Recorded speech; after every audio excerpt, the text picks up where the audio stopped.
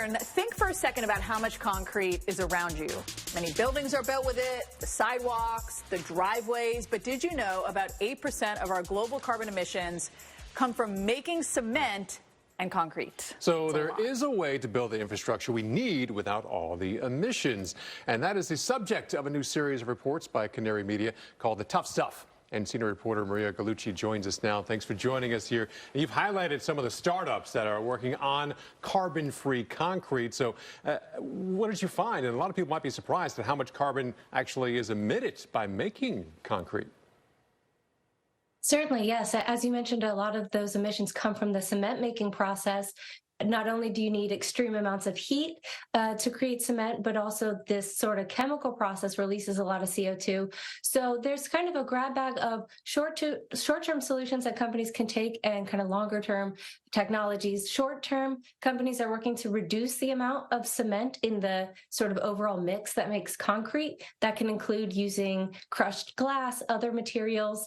And then longer-term, companies are looking at using all sorts of different processes, including those that sort of mimic the way that coral reefs and oyster shells are made, or even using algae. So the idea is to kind of get rid of the limestone, essentially, which is where a lot of those carbon emissions come from in cement making. Interesting. And it's not just cement. And by the way, a lot of the cement is concrete, is steel reinforced concrete, right? You hear that a lot.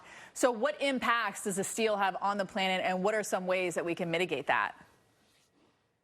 Sure. So steel is kind of the largest emitting industry of the heavy industries, and much of that CO2 comes from what's called the blast furnace. That's where iron ore, coal products called coke, other ingredients are kind of mixed into this enormous furnace at intense heats, and that process generates lots of CO2 emissions itself. So there are several options in the works. In the United States, we use a lot of electric arc furnaces, which use electricity to melt scrap metal, and that's a step that can reduce up to 75% of greenhouse gas emissions from steelmaking. Longer term, companies are looking at using green hydrogen made using renewable electricity and water to replace sort of the blast furnace step that I just described. Your reporting also mentioned another building problem, that's chemicals. What type of chemicals are problems, and are there any solutions? Sure. So chemicals is a big industry. There's millions of different types of chemicals. For our series, we just decided to focus on some of the more important ones. Ethylene is a chemical that's used to make many other chemicals that's found in plastic bags and bottles and mattresses and foams.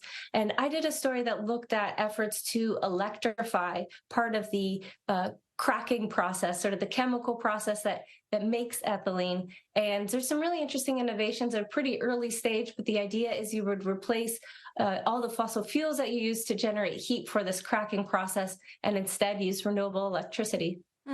That's interesting. What do you hope readers actually take away from this series? I hope readers come away with a sense that even though steel, cement, and chemicals are often described as hard to decarbonize, that it doesn't mean they're impossible to decarbonize. And in fact, there are a lot of really interesting technologies and solutions that are already underway and need a much bigger push to make a dent in greenhouse gas emissions. And ultimately, if we ignore these sectors, they could become a much larger share of the world's greenhouse gas emissions. Fascinating report here. I just glanced at it, and it is amazing possible solutions. That's Maria Gallucci from Canary Media. Thanks for joining us today. And you can check out the Tough Stuff series by visiting Canary Media's